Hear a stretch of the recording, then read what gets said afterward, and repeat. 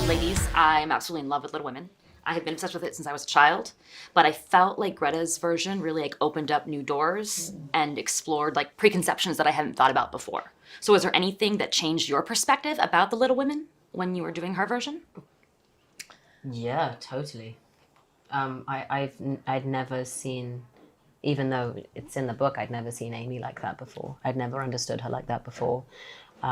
She was given an opportunity to, I suppose, be liked, which is it does not happen. Yes. I've never taken away that the being the other.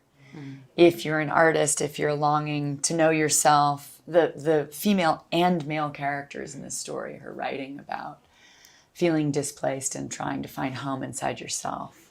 It was gorgeous how Greta made that so clear in this version. We've been saying today that Greta has very much rooted it in art and money, and that's at its crux what it's about. And while there are some abstract themes, and it's very much the sacredness of sisterhood and family, it's also about something very real and something that exists still today, and that's why it's still so relevant. But yeah, the stakes are high, and that makes for a great film.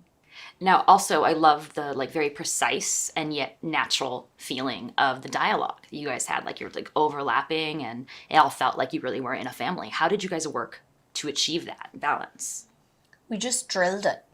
Because it's all written. Like none of that is improv at all. And Greta had written it in the style of like a play where you've got dashes. So as the dash comes up on my line, Eliza comes in with her line, and we really had to, it was musical, and we really had to get to know each instrument that we were playing and know exactly when to come in, and when you got it, it was like a drug. Like you would get such a buzz out of it because there were so many moving parts that had to come in straight on cue, and when that came together, it was like magic. So. It really was. Yeah. I loved it. It was so perfect. Now, my final question for you guys is: if you had to play like a musical chair situation where everyone has to play a different character in Little Women, who would you play?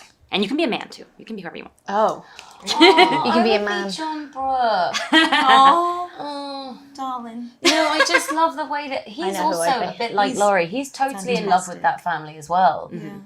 I would be Mr. Dashwood. Oh yeah. No. Here's your story. I would be Mr. Dashwood, but I'd play him exactly like Tracy Letts. I just want to be Tracy Letts. I just want to be Tracy There Letts, you go. actually. True. Yeah. Now, you could be anybody, but who would you play most beautifully? Myself. Hannah. I